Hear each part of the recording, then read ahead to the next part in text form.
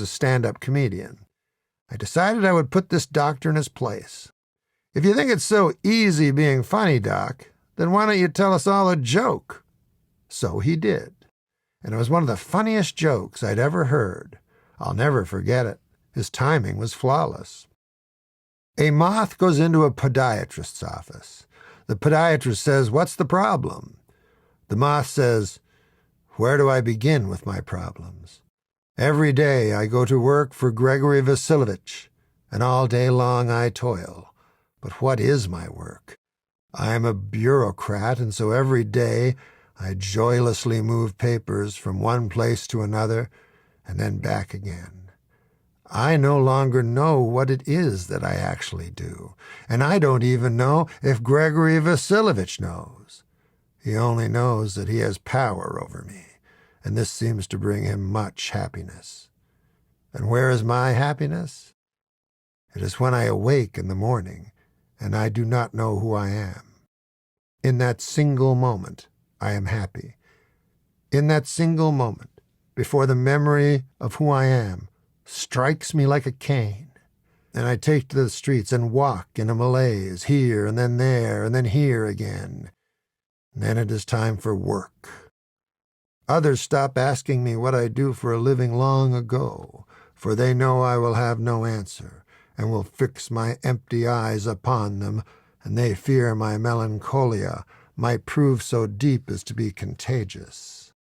Sometimes, Doc, in the deepest dark of night, I awake in my bed and I turn to my right, and with horror I see some old lady lying on my arm, an old lady that I once loved, Doc, in whose flesh I once found splendor, and now see only decay, an old lady who insults me by her very existence.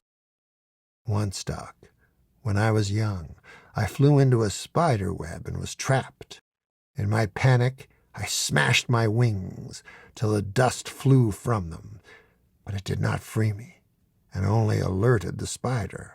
The spider moved toward me, and I became still, and the spider stopped.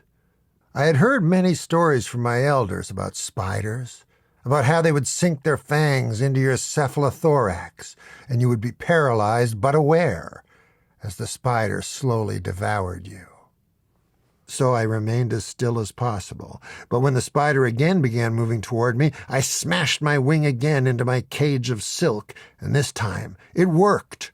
I cut into the web and freed myself and flew skyward. I was free and filled with joy. But this joy soon turned to horror. I looked down and saw that in my escape I had taken with me a single strand of silk, and at the end of the strand was the spider, who was scrambling upward toward me. Was I to die high in the sky where no spider should be? I flew this way, then that, and finally I freed myself from the strand and watched as it floated earthward with the spider. But days later a strange feeling descended upon my soul, Doc.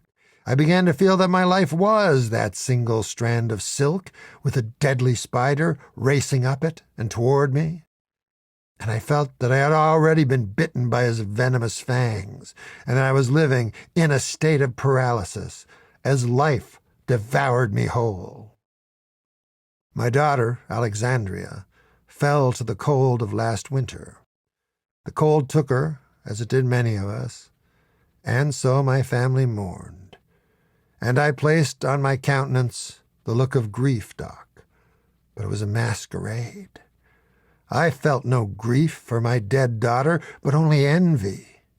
And so I have one child now, a boy, whose name is Stefan Mikhailovich Smakovnikov.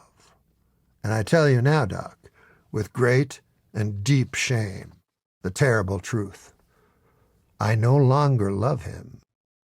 When I look into his eyes, all I see is the same cowardice that I see when I catch a glimpse of my own eyes in a mirror. It is this cowardice that keeps me living, Doc, that keeps me moving from place to place, saying hello and goodbye, eating though hunger has long left me, walking without destination, and at night lying beside the strange old lady in this burlesque of a life I endure.